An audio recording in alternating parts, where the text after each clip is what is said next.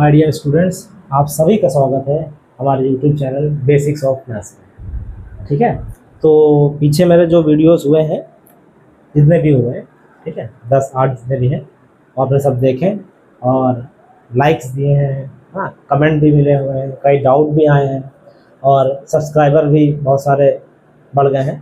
ठीक है, तो बहुत बहुत धन्यवाद उसका, आप सभी का।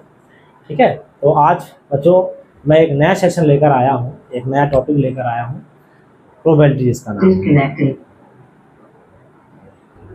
ओके, तो ये टॉपिक बड़ा ही इंटरेस्टिंग है, क्लास 9th में भी है, 10th में भी है और बोर्ड में इसके एवरी ईयर हर साल 4 से 5 क्वेश्चन बनते ही बनते हैं। ठीक है, तो प्लीज़ इस वीडियो को पूरा देखिए और मैं बहुत बेसिक टर्म से बड़ा धीमे धीमे समझाने की कोशिश करूँगा। ठीक है, ये वीडियो ज़्यादा लंबा नहीं रखूँगा, लेकिन हाँ, ये पूरा सेशन अपना बेटा 3 से 4 बार में कंप्लीट हो जाएगा, यानी 3 से 4 वीडियो। बट ये मेरी गारंटी है आपको, अगर किसी बच्चे ने ये तीनों चारों मेरे सेशन देख लिए तो उसका एक सिंगल क्वेश्चन भी बोर्ड में नहीं छूटेगा, पक्का। ठीक है, और अगर आपको लगता है कि शायद नहीं छूट जाएगा मेरा, तो एक काम करें, आप ये वीडियो देखिए, कोई टॉपिक मैंने सबको पढ़ाया, इसमें अलग अलग टॉपिक आएंगे, उससे रिलेटेड सारे क्वेश्चंस कीजिए आप, और फिर अगर आपका कोई डाउट बनता है तो मेरे से पूछ भी सकते हैं आप, लेकिन आप देखेंगे कि 90% क्वेश्चन आप बना ले रहे हैं। ठीक है, चलिए शुरू करते हैं। देखिए बेटा, इसका नाम है प्रोबेबिलिटी।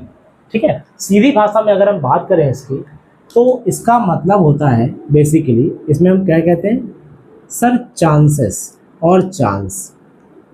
किस तरह का चांस, क्या चांस सर? ठीक है, फॉर एग्जाम्पल एक छोटा सा एग्जाम्पल लेंगे, जैसे मान लीजिए अभी रेनी सीजन चल रहा है, ठीक है, और आप अपने घर में हैं। अब आपने स्कूल जाने की तैयारी कर ली कि सुबह सुबह मुझे स्कूल जाना है, ठीक है, और आप बाहर गए, आपने देखा वेदर कंडीशन, या मोबाइल में चेक किया आपने कि क्या प्रेसिपिटेशन है, क्या क्या है, वेदर कंडीशन देखी, और आपने देखा कि उसमें दिखा रहा है भाई, मान लीजिए 60% वो कह रहा है कि भाई रेनिंग होगी, ठीक, और 40% ऐसा लगता है कि बारिश नहीं होगी। तो सिंपल सी बात है, जब 60% यस दिखा रहा है तो 40% क्या दिखाएगा, नो दिखाएगा। लेकिन आप ये देखेंगे ना कि चांसेस किसके ज़्यादा हैं, तो आप देखेंगे कि हाँ 60% बोल रहा है रेनिंग होगी और 40% बोल रहा है नहीं होगी, यानी कि बारिश हो सकती है। ठीक है, तो अभी क्या है, मान लीजिए कि मैं कहूँ कि सर इसी का मुझे प्रोबेबिलिटी निकालना है, बारिश होने का और बारिश ना होने का। ठीक है, तो आप ये बोलेंगे सर ये तो 60% 60-40% हो गया, तो फिर इसका प्रोबेबिलिटी भी उसके हिसाब से ही बनेगा। तो आप एक काम करिए, आप कहेंगे सर नहीं, मैं कह रहा हूँ कि बारिश होगी, लेकिन मेरा दोस्त बोल रहा है कि बारिश नहीं होगी। ठीक है, तो अब इसको प्रोबेबिलिटी में कैसे कन्वर्ट किया जाए, थोड़ा समझने का कोशिश कीजिएगा। ठीक है, कभी भी आप प्रोबेबिलिटी निकालेंगे, फाइंड आउट करेंगे, तो सबसे पहले आपको, बिल्कुल जनरल टर्म बता रहा हूँ, सबसे पहले आपने चेक करना है टोटल चांसेस कितने हैं। क्या मैंने बोला, टोटल चांसेस कितने हैं। देखिए यही सब आपको एग्जाम में फायदा देगा, टोटल चांसेस कितने हैं। तो आपने कहा सर हो सकती है, यानी एक चांसेस हो गया होने का। आपने कहा सर नहीं होगी, तो एक चांसेस हो गया ना होने का। क्या हो गया, ना होने का। तो होने और ना होने का मतलब दोनों चांसेस कितने हो गए, सर सब मिलाकर हो गए 2 चांस। कितने चांस हो गए, ये दिख रहा है ना आपको? हाँ सर, सब मिलाकर हो गए 2 चांस। ठीक है, तो अगर मान लीजिए बारिश हो जाती है तो क्या होगा, और अगर बारिश नहीं होती है तो क्या होगा। ठीक है, तो बारिश होने का कितना चांसेस है, 1। बारिश ना होने का चांसेस कितना है, वो भी 1। लेकिन टोटल कितने हैं सर, 2। बस यही आपकी बन गई प्रोबेबिलिटी। ओके, यानी कि टोटल चांसेस हमेशा डिनोमिनेटर में रहेंगे। क्या रहेंगे, टोटल चांसेस बेटा हमेशा डिनोमिनेटर रहेंगे। ठीक है, और जो चांस आपको लग रहा है, यानी कि होता है कि ऐसा हो सकता है, वो आप अपर साइड में रख दीजिए। ठीक है, देखिए यहाँ पर भी क्या है, टोटल चांसेस नीचे ही हैं। अभी देखना जितने भी सारे क्वेश्चन बनेंगे ना, वो इसी टाइप के बनेंगे। ठीक है, अब यहीं से एक फंडामेंटल कॉन्सेप्ट निकल कर बाहर आता है। क्या निकल के बाहर आता है कॉन्सेप्ट?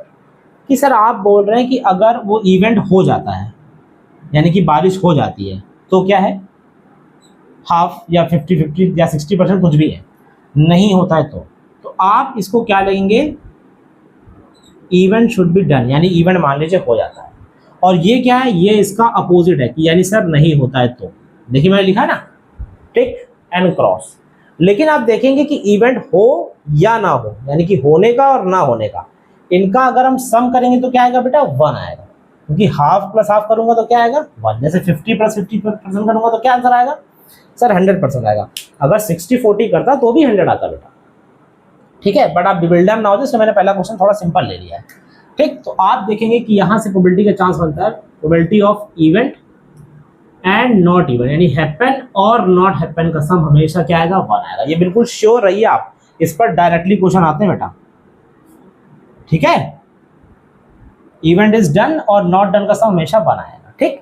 यहीं से एक और कॉन्सेप्ट निकलता है क्या, कि सर प्रोबेबिलिटी का जो आंसर होता है, यानी कि अगर हम प्रोबेबिलिटी निकालते हैं किसी की, तो वो कहां से कहां तक जाता है सर, 0 से 100 के बीच में। देखिए, या तो पूरी तरीके से कह दूं एकदम सनलाइट निकल आएगी मान लो बारिश के मौसम में, तो सर बिल्कुल 0%, यानी बारिश नहीं होगी। लेकिन अगले दिन देखा, अरे भाई साहब बहुत जोर की बारिश होने वाली और हो भी गई, पूरा इवेंट हो गया, तो सर ये 100%। यानी कि प्रोबेबिलिटी में परसेंटेज की बात करें तो जो आंसर होगा वो हमेशा कहाँ जाएगा, 0 to 100%। कहाँ रन करेगा, 0 to 100%, ओके।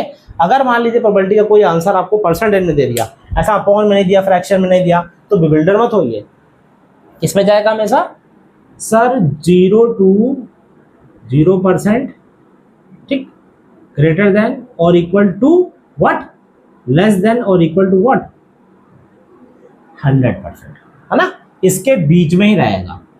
और यहीं से एक और कॉन्सेप्ट निकलता है सर, कौन सा, वो ये देख लीजिए बच्चों, मैंने आपको प्रॉपर इम्प्रॉपर फ्रैक्शन पढ़ाया है ना, और जब मैंने प्रॉपर फ्रैक्शन आपको बताया था तो मैंने क्या बोला था कि सर प्रॉपर फ्रैक्शन का डेफिनेशन है कि numerator is always less than denominator. हाँ, इक्वल की कंडीशन भी लेता है, लेकिन वो इक्वल फ्रैक्शन हो जाता है।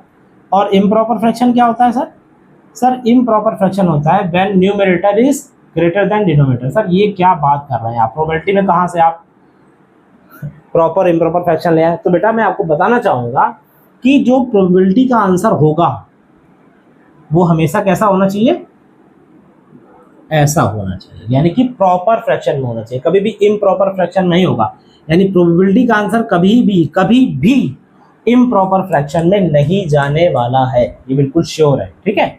इक्वल हो जाएगा, 0 हो जाएगा। इक्वल मतलब जैसे मान लीजिए आ गया 2/2, हाँ तो ये ठीक है, हो जाएगा, ठीक। 1/2 हो सकता है, 2 से छोटा यानी डिनोमिनेटर से छोटा, ठीक, या 0/2 हो सकता है। लेकिन कभी भी ऐसा नहीं होगा कि क्या हो जाएगा 3/2, यानी कि ऊपर का फंक्शन नीचे के फंक्शन से क्या हो जाएगा, बड़ा हो जाएगा। यानी न्यूमरेटर कभी भी नहीं होगा कहाँ, डिनोमिनेटर से बड़ा, ठीक। और आपको पता है प्रॉपर फंक्शन का जो आंसर होता है वो क्या रन करता है, लेस देन और इक्वल टू डिनोमिनेटर बेसिकली। यानी कि प्रोबेबिलिटी का आंसर हमेशा क्या होगा, if the x is the probability तो it means that it is equal, less than और इक्वल टू 0 और सॉरी ग्रेटर देन और equal to 0 and less than equal to 1। बस जिस बच्चे ने बात समझ ली उसका प्रोबेबिलिटी का आंसर यानी प्रोबेबिलिटी का क्वेश्चन कभी गलत नहीं होगा। क्या होगा, probability of sure event, sorry probability of event and not event happen, sum बनाएगा। परसेंटेज की बात करूं तो इसका आंसर हमेशा 0 से 100 के बीच में आएगा। और अगर फ्रैक्शन में आपको आंसर मिल रहा है तो उसका आंसर हमेशा 0 to 1 के बीच में आएगा। यानी कि सर या तो प्रॉपर फ्रैक्शन होगा, है ना, 0 फ्रैक्शन हो सकता है और इक्वल फ्रैक्शन हो सकता है, ठीक है। बेसिकली कभी भी इम्प्रॉपर फ्रैक्शन में इसका आंसर नहीं होगा। अगर आपने इतनी बात जान ली तो फिर आपका आंसर गलत नहीं होगा। और अगर आप निकाल भी रहे आंसर गलत तो आप समझ जाएंगे सर नहीं, सर ने याद दिलाया था कि इम्प्रॉपर फ्रैक्शन में आंसर कभी भी नहीं होता। ओके, ठीक है, चलिए इतना समझ लीजिए आप, फिर हम क्वेश्चन लाते हैं कुछ, ठीक है। तो देखिए बेटा, अभी हम लोग ने इसका इंट्रोडक्शन थोड़ा लिया है ट्रिग्नोमेट्री का, सॉरी प्रोबेबिलिटी का, ठीक है। तो इसमें कुछ क्वेश्चंस मैंने लिए हैं और इसको जो मैंने अभी इंफॉर्मेशन दी आपको उसके बिहाफ पे मैं करना है, ठीक है। और मैंने क्या बताया कि एक बार अगर मैंने कोई भी इसमें टॉपिक बता दिया तो उससे रिलेटेड क्वेश्चन को करना आपके लिए बड़ा आसान हो जाएगा। ठीक है, तो मैंने क्या कुछ डिस्कस किया था पहले वो मैं बताता हूँ आपको, फिर देखिएगा ये क्वेश्चन कितने आसानी से हो जाने वाले हैं। ठीक है, चलिए देखिए यहाँ पर।